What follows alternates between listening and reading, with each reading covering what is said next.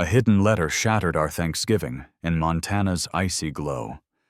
Eldrick, 65, retired teacher, unearthed a secret that sparked accusations against his son, Thane. Turkey's aroma mixed with bitter words. "You're pathetic." Thane's wife spat. The letter holds a truth that could break them or heal through forgiveness.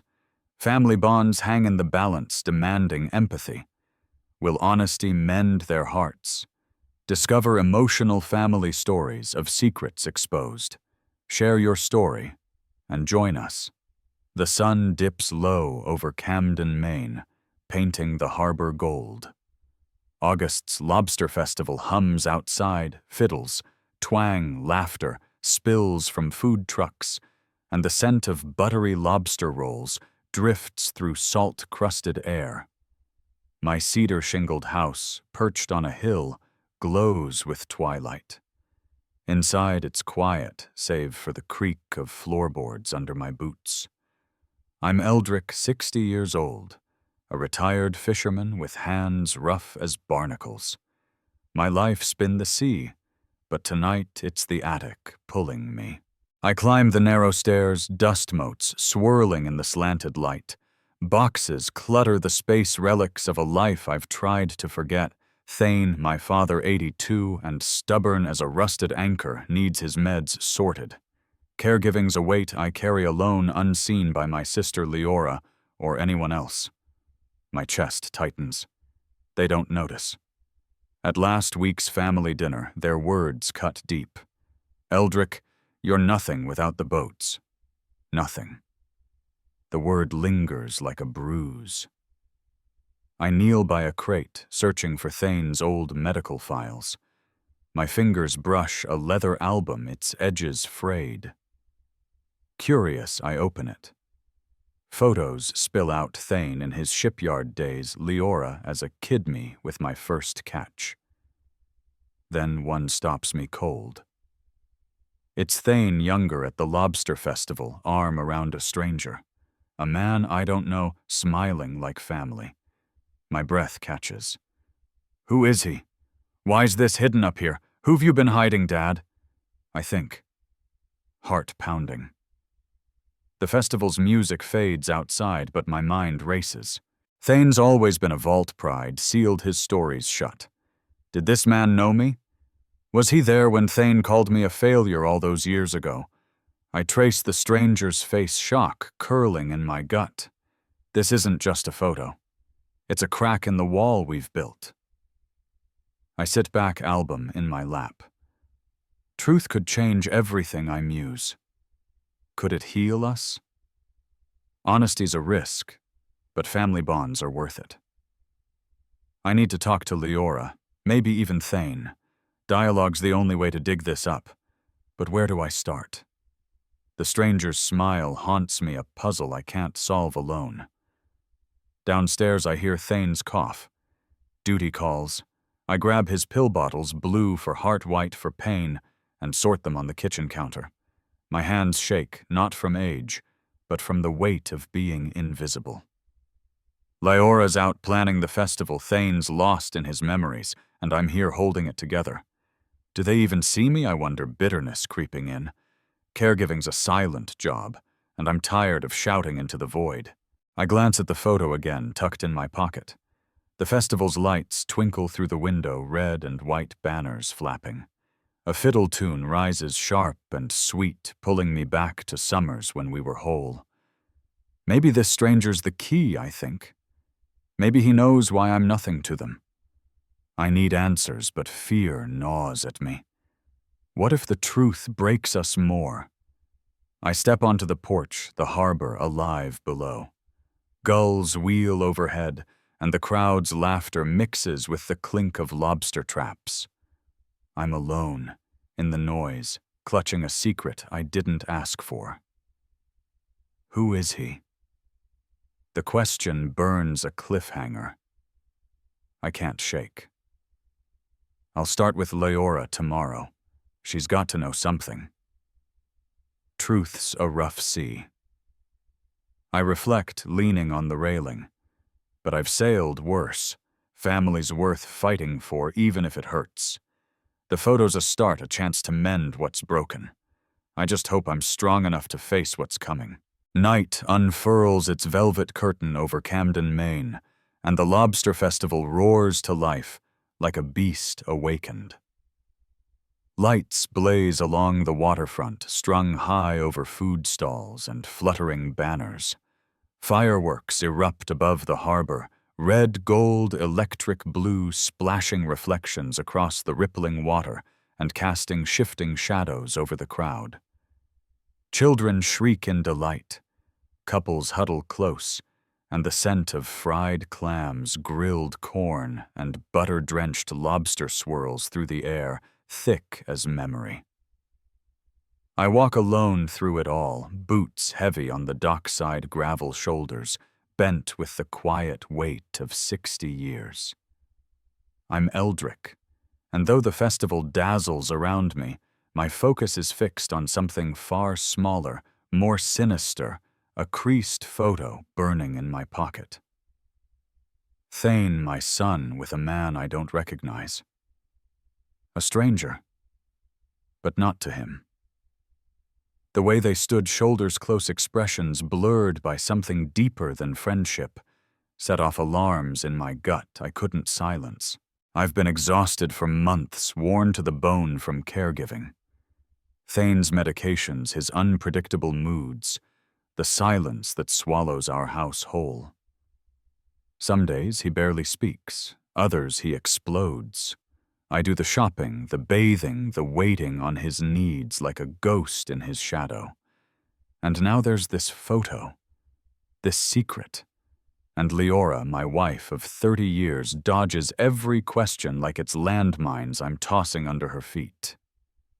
"You're not the only one sacrificing," she told me yesterday, her voice low, eyes fixed on a boiling pot.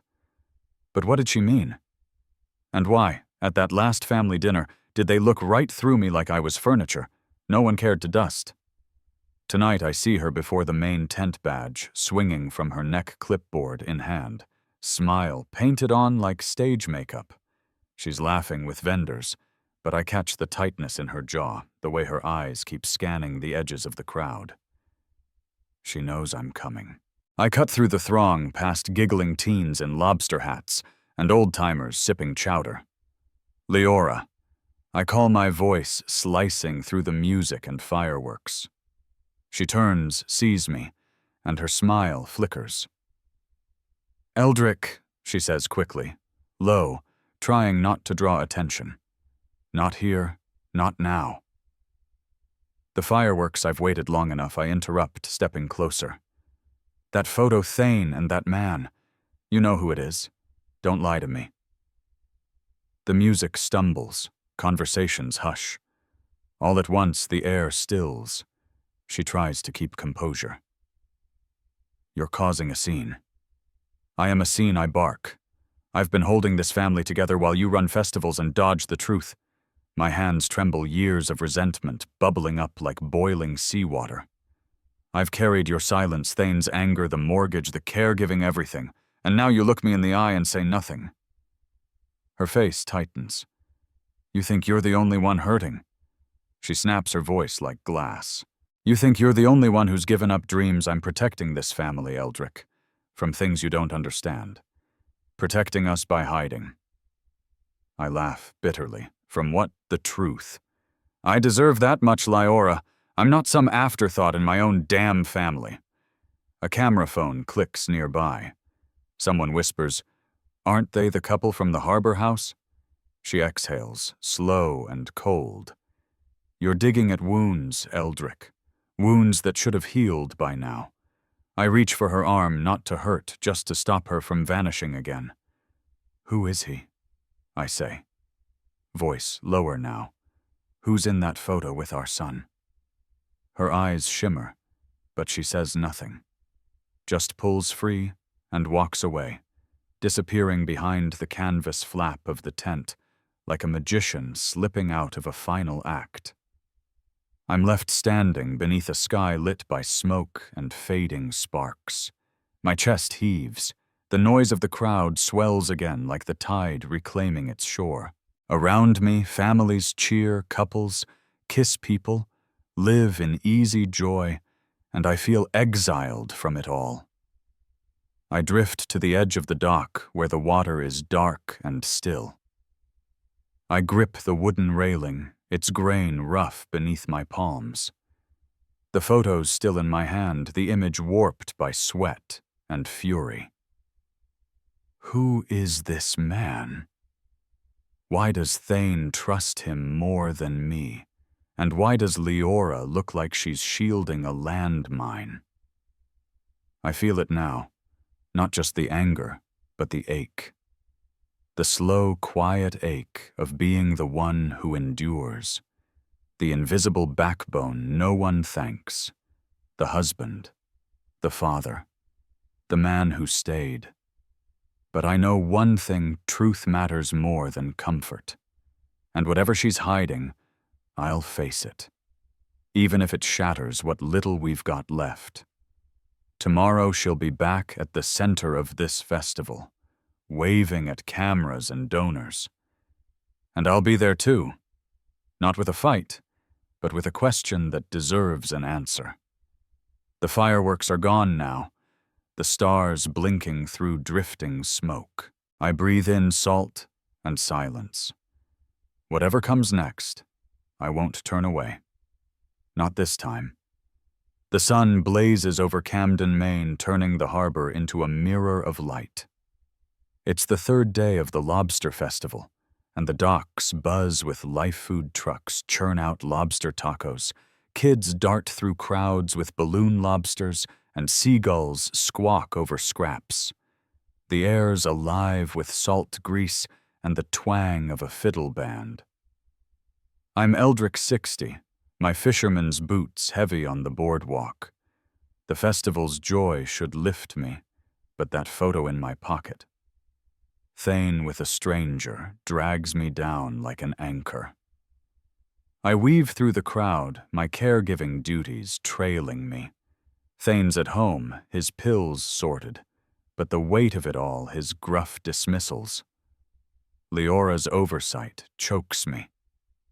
Last night I tried asking Leora about Thane's past. Her eyes flicked away, voice tight. Let it go, Eldrick. Let it go. I think frustration simmering. She's hiding something, and I'm tired of being the one left out. I'm not nothing, I tell myself. But the words from that family dinner sting, Eldrick. You're nothing without the boats.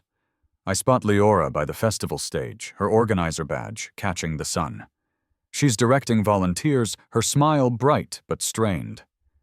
I march over, heart pounding. Leora, we need to talk, I say, voice louder than I mean. She turns, brow creasing. Now I'm swamped, Eldrick. Her tone's sharp, like I'm a nuisance. I clench my fists, pride flaring. I'm not just your errand boy, I snap. Thane's care this family, it's on me, and you act like I don't exist. Her eyes widen, but she steps closer, voice low. You think I don't see you? I'm keeping this festival together, Eldrick. Thane's not easy for me either. The crowd's noise fades, their stares pricking my skin. Then why dodge my questions? I press, leaning in. That photo Thane with some stranger. What's he hiding? Leora's face tightens, a flicker of guilt. You don't know what you're digging into, she says, almost a whisper. Drop it. Drop it. My frustration boils over. I deserve the truth, Leora. I've given everything, years of my life, for this family. My voice cracks, pride and pain tangled. I was the best fisherman in Camden, my name known from here to Portland. I didn't need Thane's approval then, and I shouldn't now. Yet here I am begging for scraps of respect. She shakes her head, turning away. You're not the only one sacrificing, she mutters, vanishing into the crowd. I stand frozen, the festival swirling around me. Faces blur, tourists laughing, kids waving sparklers, vendors hawking lobster keychains. I'm alone in the chaos. The fiddle's tune now a mocking wail. What's she hiding? I think the photo heavy in my pocket. Caregiving's drained me, but this secrecy cuts deeper. I watch the crowd from the boardwalk's edge, their joy a world apart. They've got families who talk, who see each other. I muse envy, sharp. My throat tightens, frustration giving way to a hollow ache. Dialogue's the only way I reflect, rubbing my neck. Positive justice means facing the truth, not dodging it. I need to push Leora again, but smarter find the right moment.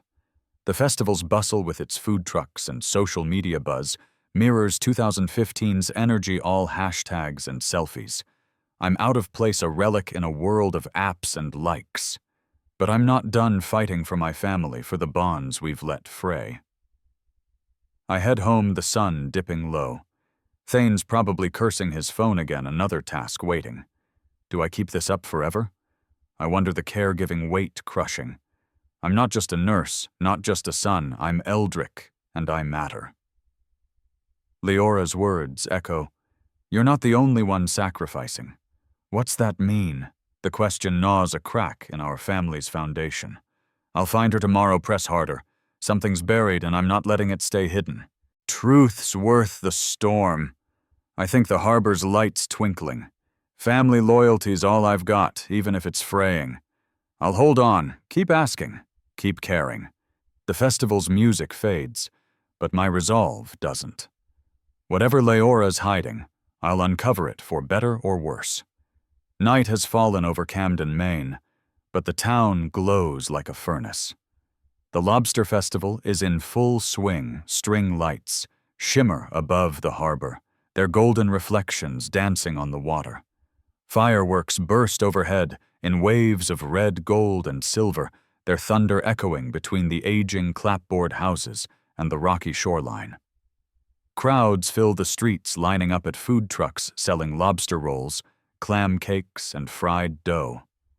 Children chase bubbles, lovers sip craft cider, and a local fiddle band plays something wild and fast. It's a celebration of tradition and community. But to me, it feels like noise, empty, blaring noise. I'm Eldrick, 60 years old. My boots crunch over the gravel lining the docks, but I barely feel it. The air smells like salt and smoke and nostalgia. Everyone else is smiling. I'm not. My chest tightens as I clutch the worn photograph in my pocket. Thane, my son, standing beside a man I don't recognize, the two of them smiling as if the world made perfect sense. A stranger, but not casual. There's closeness in their body language, trust, familiarity. And Leora, my wife. She's dodged every question I've asked about it. I'm tired, bone-deep tired. Not the kind that sleep fixes, but the kind that caregiving carves into your soul. Thane's moods, his silence, his pain, meds, his appointments, every hour of my life is consumed with keeping him afloat. And still yesterday, Leora had the nerve to say, "You're not the only one sacrificing." I've played that line over and over in my head. What does she mean by that? If I'm not the only one, then who else is sacrificing, and for what? Near the main tent I spot her. Leora. Festival badge clipped to her jacket.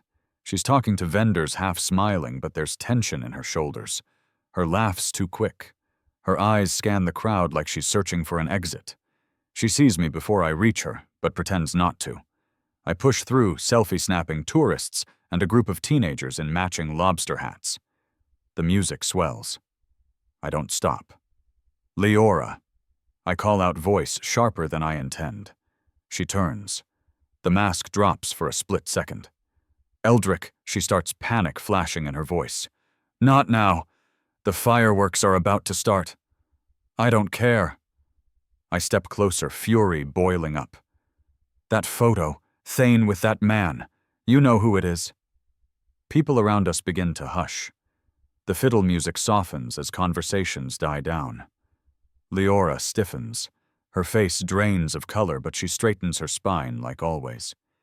You're making a scene, she mutters under her breath. This isn't the time. I'm out of time, I snap, my voice louder now. I've carried this family for decades. Paid the bills. Wiped the blood off Thane's chin. Sat through silent dinners, hospital waiting rooms, and your empty reassurances. Meanwhile, you've been playing Festival Queen and keeping secrets. Phones go up, cameras flash, Camden's peaceful night becomes a stage, and we are center spotlight. Her voice sharpens, trembling with something between rage and hurt. You think you're the only one who's suffered. I've protected this family. By lying to me, no. By surviving the impossible. Her eyes glisten, but she doesn't let the tears fall. You think I'm hiding this because I enjoy secrets. I'm trying to keep this family from falling apart. Then tell me the truth. I yell, fists clenched. Stop pretending I'm some stubborn old man too stupid to handle it. The crowd is frozen, caught between curiosity and discomfort. A firework cracks above us, red light bathing our faces like blood. Leora takes a breath, about to speak, but stops. Her lips press into a thin line. She turns away. Don't walk away from me, I say, softer now, but shaking. I reach out, hand on her arm. Please, Leora. Who's in the photo?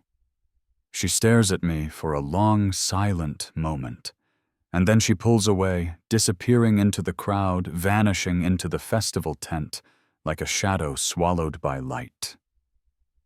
I'm left standing there, alone, my heart hammering against my ribs. The fiddle band picks back up, cheerful and oblivious. Families nearby laugh, clink their glasses. I feel like a ghost drifting through someone else's life. I head toward the docks, the harbor now quiet under the fading glitter of fireworks. My hands tremble as I pull the photo back out. The stranger's smile is frozen, permanent. Who are you to my son? And what is Leora trying to protect me from? The breeze bites through my jacket, and I close my eyes. I can hear Thane's voice in my memory. You'll never be enough, Dad. That was years ago, but it echoes like it was yesterday. Did I fail him, or did I fail Leora too? My throat tightens, but no tears come, just a hollow ache. Honesty feels like the only road left, but it's unpaved, full of thorns and risk. And yet it's better than silence. I don't want revenge. I want the truth. For Thane. For myself. For whatever's left of this family. Tomorrow, Leora runs the closing ceremony. She can't avoid me forever, and I won't let this secret drown in lobster-scented tradition and small-town smiles. Let the truth surface. Even if it rips everything open. Even if I'm not ready. Dawn stretches gently across Camden, Maine, washing the harbor in soft golds and grays. The chaos of the Lobster Festival has passed, leaving behind still water and silence broken only by the occasional cry of a gull. Food trucks have rolled away, the red and white striped tents are half collapsed, and the pavement is littered with confetti and melting popsicle sticks.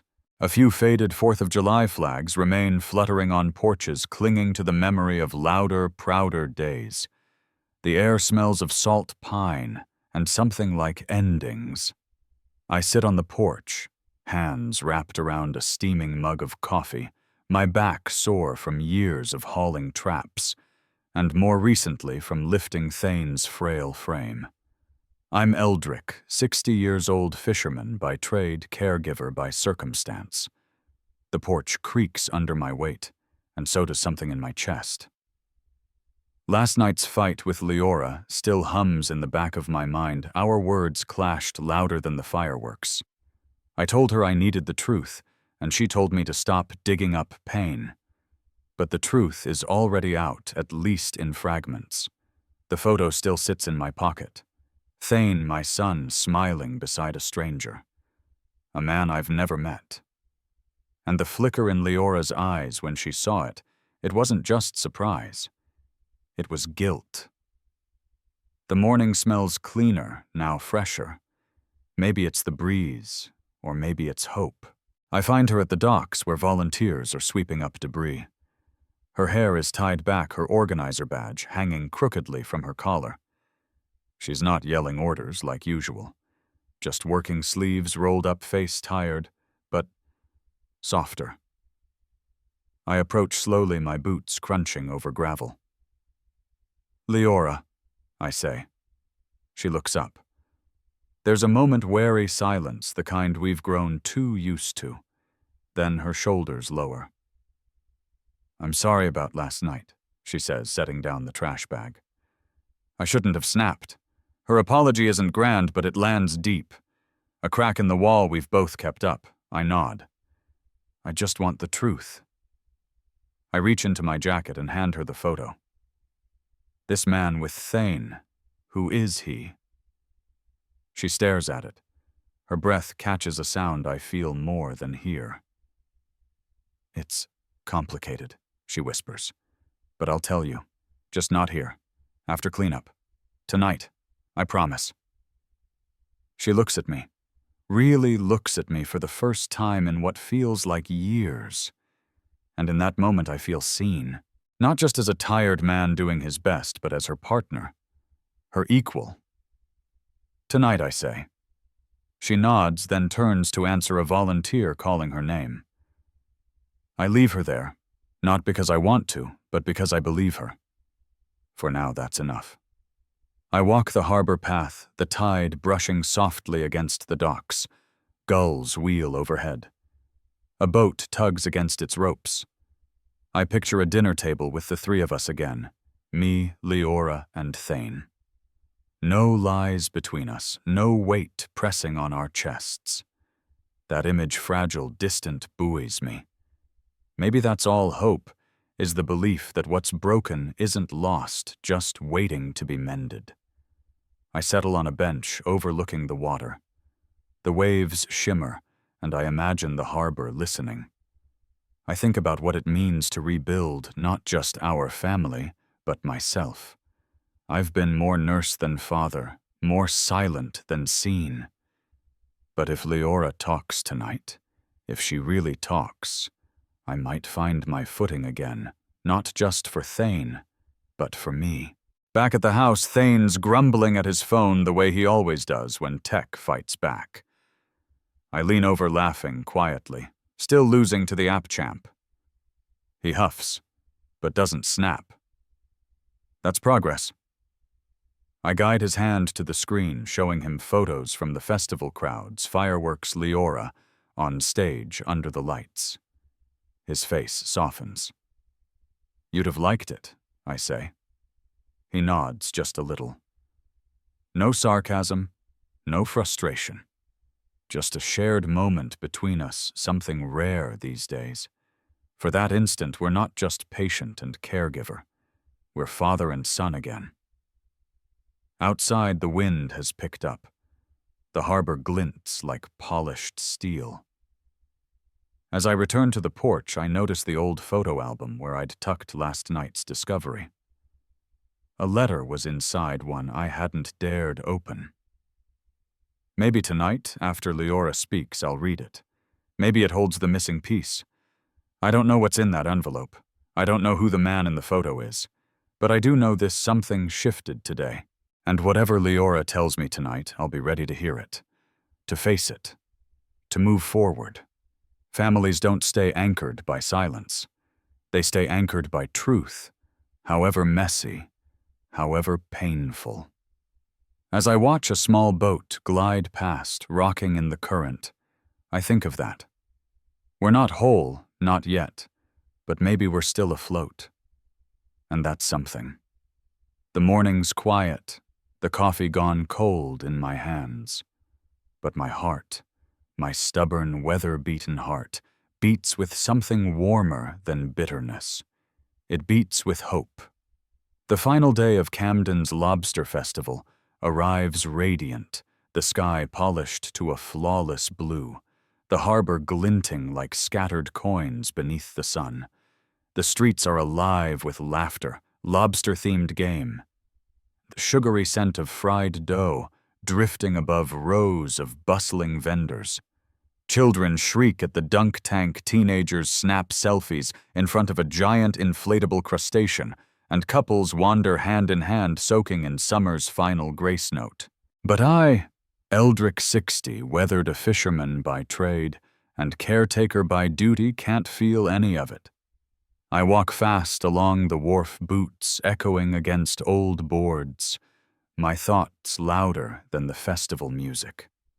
Tucked deep in my pocket is a photo. I can't stop touching my son Thane, smiling beside a man I've never seen. The image should be innocent, but it gnaws at me like a splinter under the skin. Who is he? Why didn't Thane ever mention him? And why does the air feel heavier with each unanswered question? Thane is home. His medications laid out in neat rows, his favorite blanket folded across the couch. I've spent the last few years as his shadow, watching, cooking, lifting, hoping. Yet last night, tucked inside an old photo album, I found something strange, a sealed letter yellowed at the edges, too fragile to open in haste. I didn't read it. Not yet.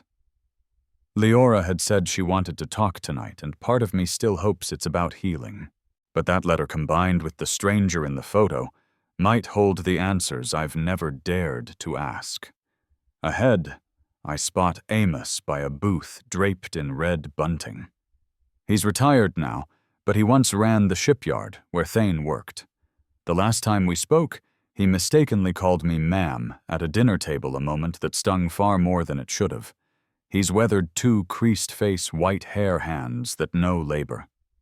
But something tells me he knows more than he's ever said. I weave through the crowd, brushing past cotton candy and balloon animals, my heart thudding. Amos, I call. He turns, eyes crinkling with recognition. Eldrick. Didn't expect to see you out today, he says warmly, clapping me on the shoulder. I don't return the gesture. Instead, I pull out the photo. You know who this is? He squints at the image, and his smile falters. Where'd you get that? So he does know. Tell me. Please. The noise of the festival fades into a strange hush, as if the crowd senses something shifting. Amos doesn't speak for a beat, then reaches into his wallet and pulls out a folded scrap of paper. He offers it to me with a steady hand. You deserve the truth. I unfold the note. The handwriting is Thane's unmistakable, dated 2 decades ago. Amos, don't bring up John. He was my friend, not yours to judge. My breath catches. The stranger has a name, John, but then the line that stops my heart. You were there, Amos. You knew him too. I look up, stunned. You were involved. Amos nods slowly, eyes dimmed by memory. John was Thane's closest friend at the shipyard.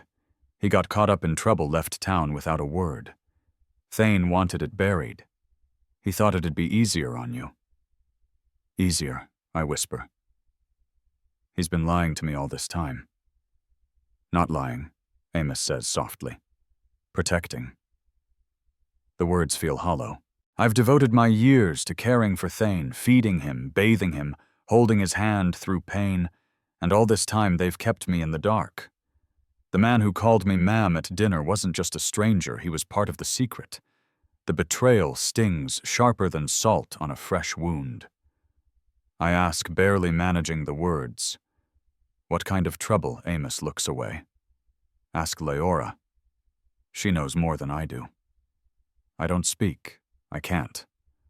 I just stand there with the letter in one hand and the photo in the other, surrounded by confetti and carnival games, utterly alone. Eventually, I drift to the harbor's edge, where the water laps calmly against the dock. Children toss stones nearby, unaware of the storm raging inside me. How long has Leora known? How long has she kept this from me? The caregiving, the silence, the emotional labor, I did it all out of love. And they didn't think I deserved the truth. The gulls cry overhead, a sharp sound that slices through the haze. The festival carries on behind me. Music cheers the distant echo of a fiddle. But my world has narrowed to this moment, this letter, this secret. Tonight, when Leora and I sit down, I won't just listen. I'll ask, and I won't stop until I know everything. Whatever she's hiding, whatever this John meant, whatever this wound was, I'll face it. Because trust once broken can't be mended by silence. And because real family deserves truth, not shadows. Twilight settles over Camden, Maine. The harbor a quiet shadow after the lobster festival's end. The docks are empty banners, gone only a faint scent of lobster and salt lingering. A single 4th of July flag flaps on a distant porch, a nod to summers past. I'm Eldrick 60, my fisherman's hands trembling as I sit by the water, Amos's letter crumpled in my pocket. Thane's friend John was no stranger. Amos knew him too, a secret kept from me. Leora's supposed to talk tonight, but the shock of Amos's words, "Ask Leora," she knows more, has me reeling. Caregiving for Thane is a millstone. His pills are sorted, his supper made, but the weight of it, of being invisible, crushes me. The letter's truth. Thane's best friend, hidden for years, cuts deeper. Why shut me out? I think the word abandoned carving my chest. That family dinner, their voices cold. Eldrick, you're nothing, echoes. But it's Thane's rejection decades ago that haunts me now. I was 20 eyes bright with dreams of bigger boats. You'll never be enough, he shouted, slamming the door. I left for the sea, heart broken, and we've barely spoken since. I walk the harbor's edge, the tide whispering against the docks. Gulls cry overhead, their calls sharp in the dusk. He abandoned me, I think, pain raw. Caregiving's tied me to Thane, but it's a one-way street. I've given years, my hands, my time, my pride, while he's locked me out, hiding John's story. I stop staring at the water, its ripples catching the last light. Was I ever his son? The thought's a knife twisting. The festival's gone, its joy, a memory leaving me alone with this wound. I sink onto a bench, the letter heavy. Forgiveness is a choice, I reflect, but it's hard when I feel so small. I need to talk to Leora to understand why Thane buried John's name. Dialogue's my only path, but fear gnaws, will her truth hurt more? I close my eyes and I'm back in that shipyard, Thane's voice booming. You're a failure, Eldrick, he roared, his face red. I walked away, swearing I'd prove him wrong. I became Camden's best fisherman, but it wasn't enough. He never saw me.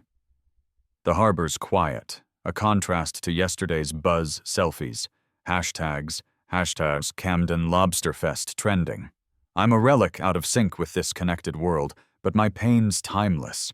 They don't know this loneliness I muse watching a distant boat. Families have moved on back to their lives while I'm stuck caregiving for a father who left me behind. My throat tightens, tears pricking. I'm not nothing, I tell myself, but the word abandoned drowns it out. Back home, Thane's in his chair muttering at his phone. I pause, watching him, frail but still the man who broke me. Need help, Dad? I ask, voice soft. He grunts, waving me off. I set his tea down, my hands steady, despite the ache. I'm still here. I think a spark of empathy flickering. Caregiving's my duty, but maybe it's more. Maybe it's my way to forgive, to bridge this gap. Thane's eyes meet mine just for a moment, and I see something regret, maybe.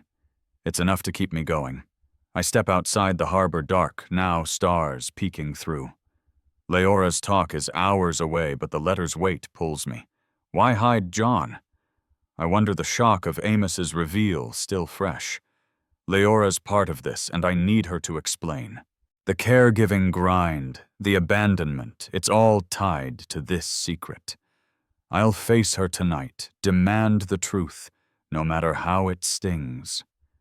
Forgiveness is a rough tide, I think the water glinting. Family bonds are worth it, even if they hurt. I'll keep caring, keep asking until we're whole again. Whatever Leora's hiding, I'm ready to hear it. The night's still, but my heart's a storm, waiting for answers.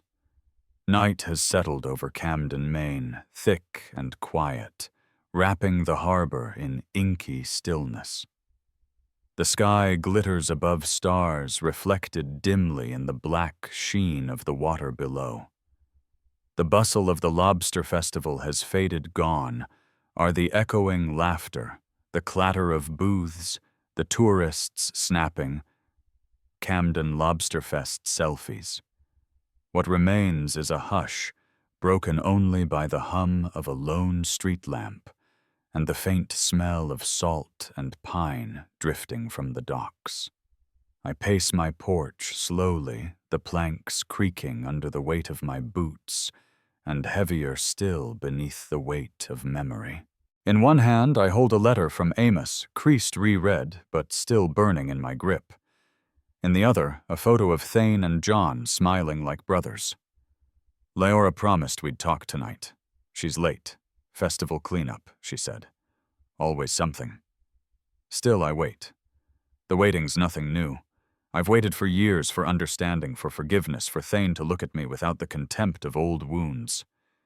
He's asleep now, his medications lined up in quiet surrender. I checked them twice, like always.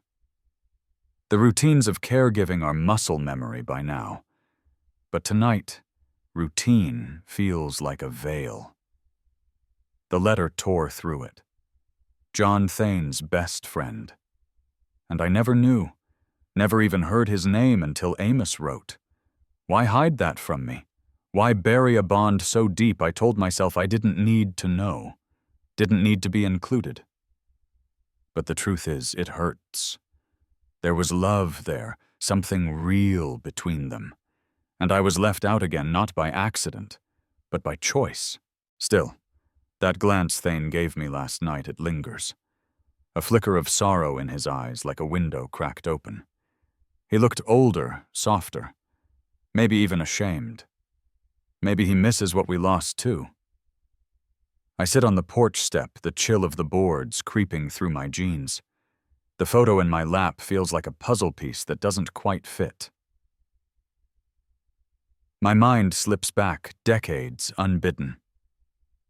I see myself younger, proud grease on my hands at the shipyard. Camden bustled, then fishermen shouting, gulls circling. Thane was already distant, but I clung to hope. He came by one afternoon, half a smile on his face. "You're doing well, Eldrick," he said, nodding toward the crates of hand-carved lobsters I sold beside the boat. I wanted more, maybe pride, maybe a father's hug. But then John showed up. Lean, quick-witted Thane's arm draped over his shoulder like kin. "This is my real son, Thane," joked, eyes shining. I laughed politely, but inside I felt myself collapse. That was the day I stopped reaching. Back in the present, my fingers clench the letter. I should be angry. But instead, all I feel is tired. Not from caregiving, but from carrying silence. Maybe tonight, Leora's truth can change that. She knows something. I can feel it in the way she's avoided my eyes these past days. The past is knocking louder than ever, and I'm too old to keep pretending I don't hear. A car pulls into the driveway, its headlights cutting through the dark. Leora steps out, shoulders hunched, face drawn from long hours. She climbs the porch steps and stops beside me the way she used to when we were younger, before the exhaustion set in. "Eldrick," she says softly. "I'm here." I stand and meet her gaze. "Why did Thane hide John?" I ask. My voice is steady, but my heart's racing. Her eyes fall to the porch floor, guilt rising like tidewater. It's not what you think. She eases down beside me. John got into some serious trouble. It broke, Thane. I didn't tell you because I thought it would only make things worse for you both. Protect me, I echo, stunned. From what? She shakes her head. It's a long story, one I can't do justice tonight. Please, let me rest. I'll tell you everything tomorrow. I nod, though my gut twists. I want the truth now, but I see the wear in her face. Her trying matters, and that in itself lightens the burden. She drives off a few minutes later, the red glow of her taillights fading down the road. I remain on the porch, holding Amos's letter like a fragile relic. My eyes drift back toward the harbor, black, and still stars mirrored on its surface like scattered memories. Compassion, I remind myself, is not weakness. It's what has kept me going. I'm not just Thane's caregiver, I'm his father. He's not just a patient. He's a man who's been broken by things I don't yet understand. And Lyora, for all her silence, is trying to heal what's cracked between us. Tomorrow will bring the answers. I sense that. The past is no longer content to stay buried, but I won't run from it. Not now. Family is built on moments like this, quiet, painful, brave. I'll keep showing up, with the letter in one hand and my heart open in the other. Morning sun glints off Camden's harbor, the water a sheet of silver under a crisp August sky. The lobster festival's gone, leaving the docks bare, save for a few gulls picking at crumbs. A faded 4th of July flag hangs limp on a buoy, a ghost of summer's peak. I'm Eldrick 60, my fisherman's boots scuffing the weathered boards as I walk to meet Lyora. Amos's letter naming John Thane's hidden friend burns in my pocket, its weight matched by the caregiving grind. Thane's pills are sorted, but his secrets and Lyora's cut deeper. Last night Lyora promised to talk her eyes heavy with guilt. She's protecting something. I think heart pounding. Caregiving's left me raw. Thane's rejection calling me a failure, still a wound. But his regret, that fleeting glance, and Lyora's words, I kept it quiet to protect you, stir hope. What broke Thane? I wonder the question, a hook in my mind. I need her truth not just for me, but to mend the family we've let fray. I find Lyora at the dock's end, staring at the tide. Her organizer badge is gone, her face etched with exhaustion. Eldrick, she says, turning, voice soft. I owe you this. I hold up the letter, steady but firm. John. Thane's friend. Why hide him? My voice cracks, anger and need tangled. She sighs, sitting on a piling, and I join her, the harbor's lapping tide, our only sound. It wasn't Thane I was protecting, she says, eyes on the water. It was you. My breath catches, shock rippling through me. Me. I think the world tilting. John and Thane were tight. She continues, voice low. But John, he made a mistake at the shipyard. Stole supplies, got caught. Thane covered for him, took the blame to save John's family. It cost Thane his reputation. I stare, mind reeling. Thane took the fall. The twist hits hard. Lyora's secrecy wasn't betrayal. It was love. Why me? I ask, voice hoarse. Lyora's eyes meet mine raw. You idolized Thane Eldrick. You were young, dreaming big. If you knew he fell, it'd break you. I kept quiet so you could keep believing in him. Her words land like a wave, washing anger away. She hid it for me, I think, understanding dawning. The caregiving weight, the years of feeling abandoned, shift. Lyora wasn't dodging me, she was shielding my heart. I clench the letter, the harbor blurring. You should have told me, I say softer now. I could have handled it. She shakes her head, a tear falling. I was scared, Eldrick. Thanes pried your dreams. I wanted to keep you both whole. I nod, throat tight. She carried this alone, I muse, empathy surging. Caregiving's my burden, but secrecy was hers. The festival's gone, its social media buzz after Camden Lobsterfest faded. But this truth is real, grounding us. Honesty heals, I reflect the tide's rhythm, steadying me. Dialogues brought us here to a truth that stings but frees. I need to talk to Thane, understand his choice. But Leora's confession changes everything. I'm not just a caregiver, not just a son. I'm part of this family, flaws and all. The harbor's calm, a contrast to my heart's storm. Families break, but they rebuild, I think, hope flickering. I stand, offering Leora my hand. We'll talk to Thane together, I say, voice firm. She takes it, her grip warm. Tomorrow, she agrees, eyes bright. I pocket the letter, the photo beside it. What else is Thane hiding? I wonder the truth a half step closer. Caregiving's still heavy, but Leora's honesty lightens it just enough. The gulls cry, the sun climbing higher, and I feel a shift, anger gone, understanding in its place.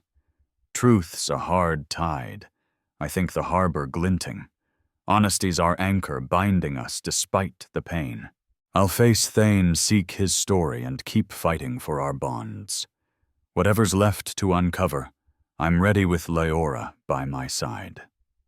Midday sunlight spills over Camden, bathing the harbor in gold.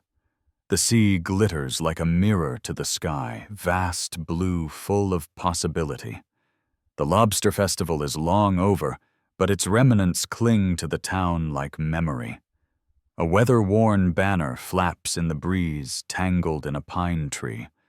The sharp tang of salt and pine floats through the open window, anchoring me to this place, this raw, unforgiving coast that shaped us all. I stand in the kitchen, weathered hands steady on the table's edge. Across from me sits Thane, my father, now 82, stooped, but not small. The letter and the photograph between us pulse like open wounds. The air is thick with unsaid things. Leora stands beside me, arms crossed, her presence a quiet force. Her confession about John, about the sacrifice Thane made, about the silence she kept to shield me, has reshaped everything. For years I've carried the burden of caregiving like a second skin, sorting medications, preparing meals, enduring long hours of silence, some heavy with regret, others empty as low tide. But it's more than the physical strain. It's the history that weighs. The choices made long before I understood them. Thane's rejection when I was 20. You'll never be enough still rings in my head. It carved something deep. But now his regret rises like sea mist. Maybe that too changes things. It's time, I say. My voice doesn't tremble, but my chest tightens. Dad. I begin again slower. This time we need to talk. About John. Thane looks up. His eyes clouded but still sharp meet mine. What about him? He asks, leaning slightly on his cane. I slide the photo across the table. John Young, proud, smiling. This man. The friend you protected. The one who made the mistake. Why didn't you tell me? The question lands with a weight I didn't expect. Thane's jaw tightens. It was a long time ago, he says, eyes shifting toward the window. But Leora steps forward, her voice calm, unwavering. He knows, Thane. About the theft. About how you took the blame for John. About how you cut Eldrick off so he wouldn't be dragged into it. He deserves to hear it from you. Silence falls again. Only the tick of the wall clock dares to break it. I was your son, I say, voice cracking now. Why didn't you trust me with the truth?" Thane's eyes glisten. He lowers himself onto the chair, fully hands trembling. "You were my son," he murmurs. "You still are." A wave of heat crashes through me, grief, anger, love. Everything I had buried surfaces. Then why, I ask, almost shouting? Why leave me in the dark? I spent years trying to prove I was worth something to you. I was ashamed, he admits, his voice rough and uneven. Ashamed of what I let happen. John's mistake, he was like a brother. I thought if I carried it, it would die with me. I didn't want your name tied to mine, not like that. I thought I was protecting you. His voice breaks. A tear slides down his cheek. Leora reaches for my arm, grounding me. "He thought you'd hate him," she whispers. "That if you knew, you'd turn away for good." "I never hated you," I say quietly, though my throat burns. "I just wanted to matter." Thane reaches out his fingers, trembling. "You did. You do. I saw everything you became, Eldrick. I was proud of you. Too proud to say it. Something shifts inside me like thaw breaking through frost. For the first time in decades, I see the man in front of me not as a judge, but as a father who failed and wished he hadn't. The words don't fix everything, but they land. They soften. This I say, gesturing at the letter and photo. This could have come between us forever. But it didn't. Leora says gently, because we chose to face it. Outside, the harbor glints. The world keeps moving, tides rising and falling, boats coming and going. But in this moment, we are still, whole in our brokenness. Thane fumbles with his phone and sends a message. A moment later, mine buzzes. 2 words, "proud of you." I smile, tears still wet on my face. The weight I've carried of caregiving, of resentment, of silence feels lighter. Not gone, but no longer mine alone. There's more to unpack, more truths to speak. I still wonder about my own role, what part I played in the coldness between us. But for now, we've begun. That's enough. Leora looks at us, her voice warm. "We're a mess," she says, "but we're a family." And for the first time in a long time, I believe her. Evening drapes Camden's harbor in soft ribbons of amber and violet. The water glistens like glass. The sky, a slow fading bruise above the fishing boats, gently bobbing at anchor. The bustle of the lobster festival has vanished no more. Laughter from the wharf, no more clamor from vendors. Just the scent of salt air mingled with pine, and the solitary cry of a gull overhead, sharp and echoing. I'm Eldrick. 60. A fisherman whose boots feel heavier now, not from age, but from years of emotional weight I never quite acknowledged. I stand at the dock, a photo tucked deep in my pocket. Thane and John, arms around each other, smiling. That image used to burn, but last night changed something. Thane's voice, low and trembling. I saw you, Dad. I've always seen you. I believed him. For the first time in years, I believed him. But belief isn't peace. It's just the start of it. I reach into my jacket and finger the edge of the photo, the paper worn soft at the corners. Thane's text still glows on my phone. Proud of you, old man. I should feel victorious, maybe even absolved. But there's a tug in my chest, a quiet unrest. Forgiveness came easier than I thought, but acceptance, that's a different beast. What if the biggest betrayal wasn't theirs? What if it was mine? Leora said she kept John's struggles from me to protect me. At first, that felt like another wound, another moment of being left in the dark. But I see it now. She wasn't trying to shut me out. She was trying to shoulder what I had already carried for so long. The difference is, I never let anyone in. I lower myself onto a weathered bench, the wood creaking under my weight. The tide laps gently at the pilings below, rhythmic, patient. I look out over the bay, and I think I've spent a lifetime proving I'm not nothing.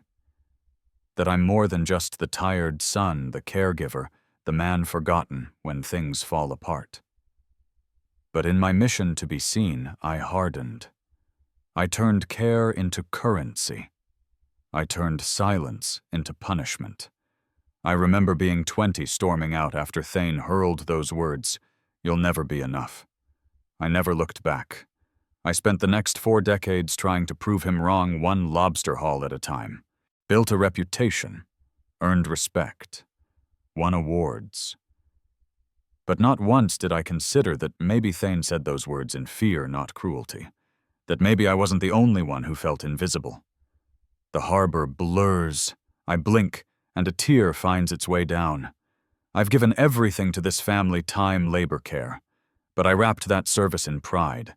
I used it as a shield and a sword. I told myself they didn't appreciate me when maybe they couldn't reach me. Because I'd already locked the door. Thane's mistakes. Lyora's secrets. I clung to them like driftwood in a storm, never stopping to ask what wreckage I'd left in my own wake. The festival banners are gone now. All that remains are the digital footprints, Hat Camden Lobsterfest selfies, archived stories already fading in people's feeds.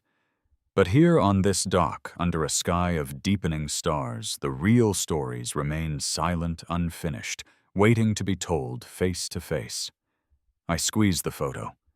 It no longer feels like evidence. It feels like a beginning. I'll talk to them tonight. Thane will probably cross his arms, try to act indifferent. Leora might stay quiet at first. But I'll speak. I'll say the hardest thing of all, I was wrong, too. I'll tell them that I held my own pain so tightly it blinded me to theirs, that I wanted recognition so badly I missed the quiet ways they tried to give it. Resilience isn't just pushing through storms. It's stopping long enough to ask who we became in the process. I rise, the bench groans, the sea breathes, and somewhere beyond the pines a porch light flickers on. Home. I walk toward it, not to resume my role, but to reshape it. Not just as caregiver or father or brother, but as Eldrick. Flawed, proud, still learning. And finally ready to be whole. Evening lays its quiet hand over Camden, Maine. The harbor, once alive with the frenzy of the lobster festival, now rests in the hush of early summer. The tide whispers against the rocks below, and a thin trail of pine-scented wind drifts from the hills beyond. Above the sky bruises into twilight, faint stars beginning to stitch themselves into the indigo. I stand in our backyard boots, planted in the grass, still warm from the day. A bonfire crackles a few feet away, its glow casting long shadows on the ground, dancing against the faces of those I hold dear. I'm Eldrick, 60 years old, retired fisherman, a man who once believed silence could carry a family through its worst storms. I've spent too many years gripping truths like lobster traps, tight, rusting, and filled with weight I never shared. But not tonight. Tonight, I breathe easier. Thane stands beside me, cane in hand, 82, but steady. Lyora is near the fire, her eyes reflecting its flicker. On the picnic table lies an old photograph, Thane and John shoulder to shoulder, forever paused in a moment we can no longer rewrite, but finally understand. Yesterday, a door inside me cracked open. Not because someone forced it, but because I saw myself clearly for the first time in years. I'd blamed Thane for his distance, his cold judgments, his harsh words that echoed far too long in my chest. But it was my pride that thickened the silence between us. And Lyora, God bless her, had carried her own burden. She'd kept John's truth hidden, not out of malice, but love. Love misdirected, but still love. We all broke this family, I think. But we're all here to mend it. Tonight is simple. No grand gestures, just a gathering, a few neighbors, some folding chairs, cider on ice. The kind of evening where healing floats like smoke and settles gently in the heart. I clear my throat, and the murmurs hush. All eyes turn. We've got something to say. I begin voice level but not stiff. This family. We've been through storms, pride, secrets, hurt that sat too long in silence. I pause, my eyes meeting Thane's. He nods. I blamed you, Dad, I say, for calling me nothing, for not seeing me. But I did the same. I shut you out chasing my own pride. My voice trembles, but holds. Thane's fingers wrap tighter around his cane. I was wrong, Eldrick, he says. You were always enough. I just couldn't say it when it mattered most. The words land like warm rain on cracked soil. For a moment we just breathe. Then Leora steps closer, her voice gentle, but sure. I hid John's story thinking I was protecting us, she says. But truth didn't break us. Silence did. I'm sorry, Eldrick. I see you now. Really see you. I nod, throat tight, and I'm sorry for holding back, for thinking I had to carry it all alone. We embrace, no fanfare, just arms around each other, stitched by time and forgiveness. Thane joins us. His frame is light, but the weight of the past seems to fall away in that moment. The crowd, our neighbors, claps. Some smile. A few wipe their eyes. The fire burns on. Later, Thane pulls out his phone, a gleam of mischief in his eyes. Let's take a picture. He grins, fumbling with the screen. Leora laughs, steadying his hands. You're getting good at this, Dad, she teases. We pose me Leora Thane, the fire behind us, painting us in gold. The flash snaps, and Thane chuckles. Better than that old photo, he says, nodding toward John's image. I smile, the ache in my chest, no longer raw, just a scar clean and quiet. Amos, our neighbor, walks over, cider in hand. Sorry again about that, ma'am, mix-up, he says, chuckling. Didn't mean nothing by it. I clasp his hand, smiling. Water under the dock. We share a look that says more than words ever could. That dinner years ago when I was called nothing when they laughed like I wasn't even in the room feels like another life. Not because it didn't hurt, but because I'm no longer trapped in it. Truth has changed the story. Not rewritten, but healed. Now, as the stars bloom brighter and the harbor's hush thickens, I glance around. Leora refills someone's glass. Thane laughs at someone's joke. The neighbors raise their cups. Community. That's the word. We don't rebuild alone. I step forward, lifting my own glass. Share your family story, I say. Talk, listen, heal. It's always worth it. A few people nod, some tearfully, and I know we're not the only ones. The embers glow steady and warm, anchoring us in the dark. Life's a tide, I think always shifting, always asking us to choose drift apart or row back in.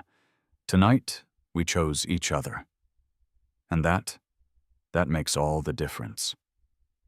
As we embrace by the Montana firelight, our family's wounds begin to heal. Forgiveness has woven us back together, teaching me that resilience grows from honest dialogue even after years of pain. Compassion mends what pride breaks, and love always finds a way. For those carrying caregiving's weight like me, listening rebuilds bonds. Share your family story, talk, forgive, and find hope.